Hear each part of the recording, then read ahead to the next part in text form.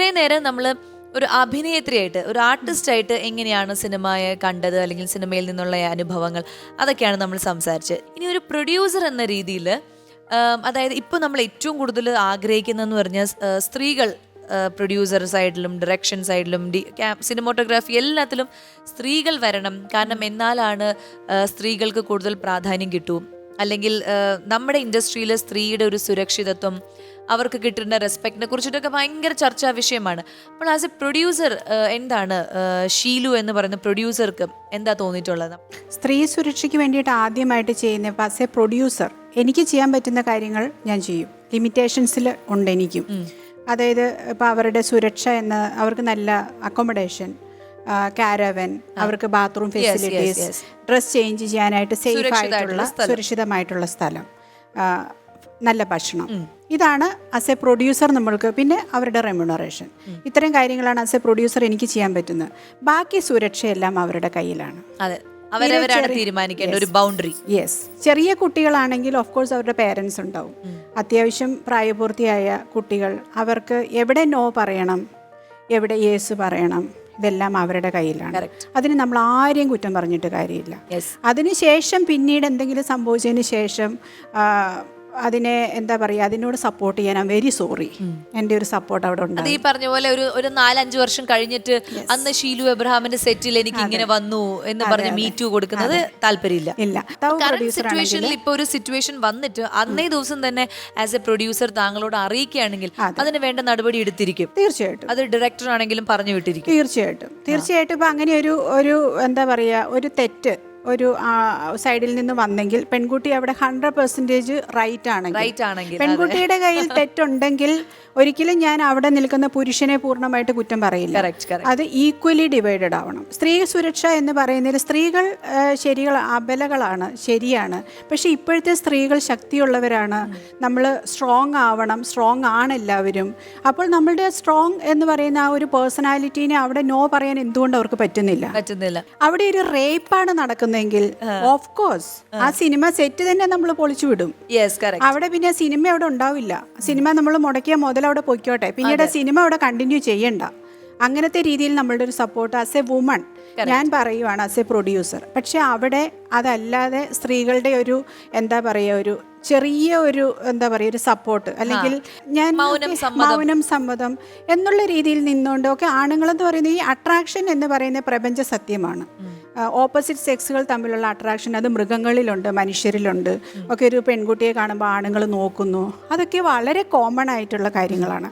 അതിന് എവിടെ ബൗണ്ടറി വരയ്ക്കണം, എവിടെ നോ പറയണം എന്നൊരു പെൺകുട്ടി അറിഞ്ഞിരിക്കണം. ആൻഡ് ഈ പറഞ്ഞ പോലെ ലൊക്കേഷന്റെ അകത്ത് നമ്മൾ നേരത്തെ സംസാരിച്ച പോലെ കാരവൻ കൊടുക്കുക അവർക്ക്, അത് ഒരു സിനിമ സെറ്റിലെ ഹീറോയിൻസിന് മാത്രം മതിയോ?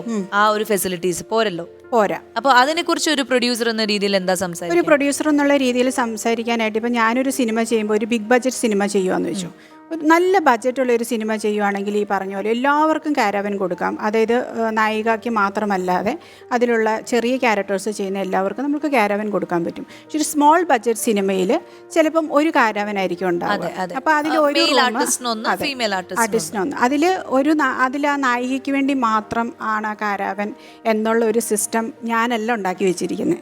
അത് ഞാൻ പുതിയതായിട്ട് വന്ന ഒരു പ്രൊഡ്യൂസറാണ്, മേ ബി ഒരു 9 years ആയിട്ടുള്ളൂ. അപ്പം അതിന് മുൻപ് വന്നവർ ഉണ്ടാക്കി വെച്ചിരിക്കുന്ന ഒരു നിയമമായിരുന്നു അത്. അതായത് ഉള്ളി നായിക മാത്രം കാരവനിൽ ഇരുന്നാൽ മതി, ബാക്കിയുള്ളവർ എവിടെയെങ്കിലും റൂമിലോ ഒക്കെ പോയിട്ട് തുണി മാറുക, മേക്കപ്പ് ചെയ്യുക, വാഷ്റൂമിൽ പോവുക, അത് അവരുടെ കാര്യം. അപ്പോൾ ഈ വരുന്നവരെ അങ്ങോട്ട് പറഞ്ഞു വിടുന്ന ആരാണ്? അണിയറ പ്രവർത്തകരാണ്, പ്രൊഡ്യൂസർ അല്ല. അപ്പം നമ്മുടെ അടുത്ത് ഒരു അണിയറ പ്രവർത്തകർ പറയുകയാണെങ്കിൽ ഇത്ര കാരവൻ വേണം, എല്ലാവർക്കും കാരവൻ കൊടുക്കണം, നമ്മൾ റെഡിയാണ്. അത് നമ്മൾക്ക് ഒരു 30 ദിവസം അല്ല 40 ദിവസത്തെ ഷൂട്ടിൽ നമുക്ക് മുടക്കുന്നതിന് ഒരു പ്രശ്നമില്ല. പക്ഷെ അതിൽ അണിയറ പ്രവർത്തകർ എങ്ങനെയാണെന്ന് ചോദിച്ചു കഴിഞ്ഞാൽ എന്താ പറയുക, വരുമ്പോഴേ നായികനെ പിടിച്ച് കാരവനിലേക്ക് ഇരുത്തുന്നു, ബാക്കിയുള്ളവരെ നേരെ അങ്ങോട്ട് പോയിക്കോളൂ എന്ന് പറയുന്നു. അപ്പം ഈ പെൺകുട്ടികൾ എന്ത് ചെയ്യും? അവർക്ക് നാളെയും സിനിമയിൽ അവസരങ്ങൾ വേണം. അപ്പോൾ അവർ പറയുന്ന അനുസരിക്കുവാണ്. അവർ കാരവൻ വേണമെന്ന് അവർ പറഞ്ഞാൽ നാളെ തൊട്ട് അവർ വെറുക്കപ്പെട്ടവരാകും. അവർ കാരവൻ ചോദിക്കുന്നു. കാരവൻ ചോദിക്കുന്നത് വലിയ തെറ്റായിട്ടാണ് കാണുന്നത്. അപ്പൊ അത് മാത്രമല്ല, അങ്ങനെയാണെങ്കിൽ നമ്മൾ ഇത്രയും സ്ത്രീകൾക്ക് വേണ്ടി സംസാരിക്കുന്ന നായികമാർ അല്ലെങ്കിൽ ഇൻഡസ്ട്രിയിൽ സ്ത്രീ ശബ്ദം ഉയർന്നുകൊണ്ടിരിക്കുകയാണല്ലോ. പക്ഷെ അവരെന്തുകൊണ്ട് ആ ഓപ്പോസിറ്റ് ഉള്ള ആളെ, അതൊരു ജൂനിയർ ആർട്ടിസ്റ്റ് ആയിക്കോട്ടെ, ക്യാരക്ടർ റോൾ ചെയ്യാൻ വന്ന ആൾക്കാർ, നിങ്ങൾ ഞങ്ങളുടെ കാരവനിൽ വന്ന് വാഷ്റൂം യൂസ് ചെയ്തോളൂ എന്ന് എന്തുകൊണ്ട് പറയുന്നില്ല? ഇല്ല, പറയുന്നില്ല. അതാണ് ഞാൻ ചോദിക്കുന്നത്. ഇപ്പൊ സിനിമയിൽ ഇങ്ങനത്തെ ഒരു തരംതിരിവുകളുണ്ട്, ഇതൊന്നൊക്കെ ഞാൻ മനസ്സിലാക്കി വന്നത് ലേറ്റർ ഓൺ ആണ്. ചില നിയമങ്ങൾ അവിടെ ഉണ്ടാക്കി വെച്ചിട്ടുണ്ട്, പഴയ കാലം തൊട്ട് ഇപ്പോഴും അത് നിലനിൽക്കുന്നുണ്ട്. അതിനെ ഞാനൊരു പ്രൊഡ്യൂസർ മാത്രം നോക്കിയാൽ അത് മാറ്റില്ല.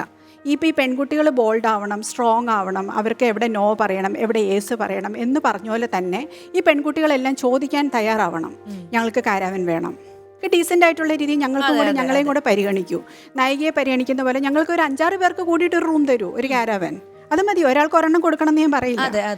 അത് ചോദിക്കാനും, അത് ചോദിച്ചു കഴിഞ്ഞാൽ തീർച്ചയായിട്ടും എല്ലാ പ്രൊഡ്യൂസേഴ്സും യേസേ പറയുള്ളൂ. അങ്ങനെ എന്തെങ്കിലും പേഴ്സണലി ഒരു അനുഭവം ഉണ്ടായിട്ടുണ്ടോ? എനിക്കും അങ്ങനെ ഉണ്ടായിട്ടുണ്ടോ എന്ന് ചോദിച്ചാൽ, ഞാൻ ഓൺ പ്രൊഡ്യൂസ് ചെയ്ത എൻ്റെ സിനിമയിൽ പോലും വലിയ സിനിമയാണ്, ബിഗ് ബഡ്ജറ്റ് എന്ന് പറഞ്ഞു കഴിഞ്ഞാൽ അന്നത്തെ ഒരു അത്യാവശ്യം നല്ല മുതൽ സ്റ്റാർ കാസ്റ്റ് ഉള്ള ഒരു 6.5 കോടി മുതൽ മുടക്കുള്ള ഒരു സിനിമയായിരുന്നു. അപ്പോൾ അതിൽ ഞാനൊരു 3-4 ദിവസത്തെ റോൾ. അപ്പോൾ അതൊരു ഹോസ്പിറ്റൽ ഷൂട്ടാണ്. അപ്പം ഞാൻ അവിടെ ഹോസ്പിറ്റലിൽ, അപ്പോൾ എനിക്ക് ഞാനുള്ള ദിവസം നമ്മൾ തന്നെ പൈസ മുടക്കുന്ന സിനിമ എന്ന് ആലോചിച്ചോണം. അപ്പോൾ അതിൽ അന്നത്തെ ഫീമെയിൽ ആർട്ടിസ്റ്റ് ഞാനായിരുന്നു. രാവിലെ ഞാൻ അവിടെ ചെല്ലുന്നു. അപ്പോൾ എൻ്റെ കൂടെ വളരെ മുൻനിര നായികയായിട്ട് അഭിനയിക്കുന്ന ഒരു നടി കാരാവനിൽ അവിടെ ഇരിപ്പുണ്ട് പുറത്ത്. ഞാൻ അവിടെ റൂമിലാണ്. കാരണം അന്ന് എനിക്ക് ഒരു ദിവസത്തെ ഷൂട്ടേ ഉള്ളൂ. അതിന് തലേന്നുണ്ടായിരുന്നു, അത് വേറൊരു ലൊക്കേഷനായിരുന്നു. ഈ ലൊക്കേഷനിൽ എനിക്ക് ഒരു ദിവസത്തെ ഷൂട്ടേ ഉള്ളൂ. അപ്പോൾ ഞാനൊരു കാര്യം ചോദിച്ചോട്ടെ, ഞാൻ പ്രൊഡ്യൂസറാണ്. ബീങ് എ പ്രൊഡ്യൂസർ, ഞാൻ അവിടെ ഒരു റൂമിൽ തുണി മാറുന്നു, ബാത്റൂം യൂസ് ചെയ്യുന്നു. ഞാൻ അവിടെ ഒരു ചെറിയ റൂമാണ്, പക്ഷെ അവിടെ എല്ലാം ഉണ്ട്. നമുക്ക് ഫാനുണ്ട്, ചൂടൊന്നും എടുക്കുന്ന ചെറിയ ചൂടൊക്കെ ഉണ്ട്. ഓക്കെ, അതൊക്കെ നമ്മൾ ചെയ്യണമല്ലോ, എല്ലാവരും അങ്ങനെ ഇരിക്കുന്നവരാണല്ലോ. ഞാൻ അവിടെ ഇരിക്കുന്നു. പക്ഷേ നായിക നടി നമ്മൾ തന്നെ കാരാവൻ കൊടുത്ത് അവരെ അവിടെ ഇരുത്തിയിട്ടുണ്ടായിരുന്നു. അപ്പോൾ ഞാനെവിടെ ഇരിക്കുവാണ്. അപ്പോൾ എനിക്കും അതേ എക്സ്പീരിയൻസ് ആണ്. പക്ഷെ എനിക്കത് അങ്ങനെ ഫീൽ ചെയ്തൊന്നുമില്ല. അപ്പോൾ എനിക്ക് തോന്നിയത് ശരിക്കും പറഞ്ഞാൽ എനിക്ക് ഉള്ളിൽ ചിരിയാണ് വന്നത്.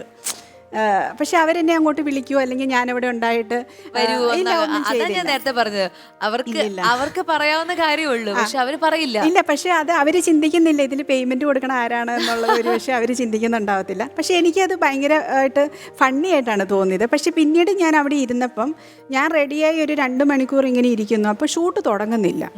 അപ്പം ഞാനിങ്ങനെ ഇതെന്താണ് ഷൂട്ട് തുടങ്ങാത്തതെന്ന് പറഞ്ഞു. അപ്പോൾ പറഞ്ഞില്ല, ഒരു ആർട്ടിസ്റ്റൂടെ വന്ന് റെഡി ആവാനുണ്ട്. അപ്പം ഞാൻ ഫസ്റ്റ് ഫ്ലോറിലാണ് ഇരിക്കുന്നത്. അപ്പം ജനൽ തുറന്നിട്ടിരിക്കുകയാണ്. അപ്പോൾ താഴേന്ന് ഭയങ്കര ഒരു ആരവം, ഒരു വരവേൽപ്പ്, ഒരു ബഹളം ഒക്കെ കേട്ടിട്ട് ഞാൻ ജനലിൽ കൂടെ നോക്കുമ്പം ഒരു വലിയ കാരാവൻ വന്ന് നിൽക്കുന്നു. ഒരുപാട് പേര് ഒരു വണ്ടിയിൽ, ഒരു ഇന്നോവ കാറിൽ വന്നിട്ട് ഒരു 3-4 അനുയായികൾ, അസിസ്റ്റൻസ് വന്നിറങ്ങുന്നു. ഹെയർ ചെയ്യുന്ന, ടച്ചപ്പ് ചെയ്യുന്ന, മേക്കപ്പ് ചെയ്യുന്ന വന്നിറങ്ങുന്നു. അപ്പോൾ നമ്മുടെ മലയാളത്തിലെ ഒരു ദിവസം അഭിനയിക്കാനായിട്ട് ഒരു നടി വരുന്നതിൻ്റെ ബഹളമാണത്.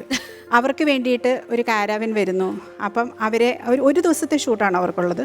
ഞാനപ്പോൾ അവർ ഒരുങ്ങാൻ വേണ്ടി 2 മണിക്കൂർ പിന്നെ അവർക്ക് വേണ്ടി വെയിറ്റ് ചെയ്യുവാണ്. 2 മണിക്കൂർ ഞങ്ങളവിടെ ഇരിക്കുന്നു. അപ്പം അത് കണ്ടപ്പോഴും ഞാനിങ്ങനെ ആലോചിച്ചു, ബീങ് എ പ്രൊഡ്യൂസർ. പക്ഷെ എന്നെ പറ്റിയിട്ട് മറ്റുള്ളവർ പറയുന്നത് എന്താണ്, ഞാൻ കാരാവനിലിരിക്കുന്നു, മറ്റുള്ളവർ പുറത്തിരിക്കുന്നു എന്നായിരിക്കും മറ്റുള്ളവർ പറയുന്നത്. ഇപ്പോൾ ഈയിടെ എങ്ങാണ്ട് ഏതോ ഒരു ഷൂട്ടിന് വേണ്ടിയിട്ട് ഒരു ഡയറക്ടർ വിളിച്ചപ്പോൾ ആരോ പറഞ്ഞായിട്ട് ഞാൻ അറിഞ്ഞു, അയ്യോ അവരാണ് വിളിക്കണമെങ്കിൽ അവർക്ക് കാരാവൻ വേണം കേട്ടോ എന്ന് പറഞ്ഞു. അല്ലെങ്കിൽ അവർ ഓട്സ് മാത്രമാണ് രാത്രിയിൽ കഴിക്കുകയുള്ളൂ. അതേപോലെ ഓട്സ് എനിക്ക് അലർജിക്കാണ്, ഞാൻ ഗ്ലൂട്ടൻ ഫ്രീ ഡയറ്റ് കഴിക്കുന്ന ഒരാളാണ്, ഓട്സ് കഴിക്കാത്ത ആളാണ്. അപ്പോൾ ഇങ്ങനെയുള്ള തെറ്റിദ്ധാരണകളാണ് അവിടെ ശരിക്കും സംഭവിച്ചുകൊണ്ടിരിക്കുന്നത്. അപ്പോൾ അതൊക്കെയാണ് ഒരു പ്രൊഡ്യൂസർ എന്ന രീതിയിൽ ഈ ഒരു മേഖലയുമായിട്ടുള്ള ഒരു എക്സ്പീരിയൻസ് പറഞ്ഞ് ഇങ്ങനെയൊക്കെയാണ്.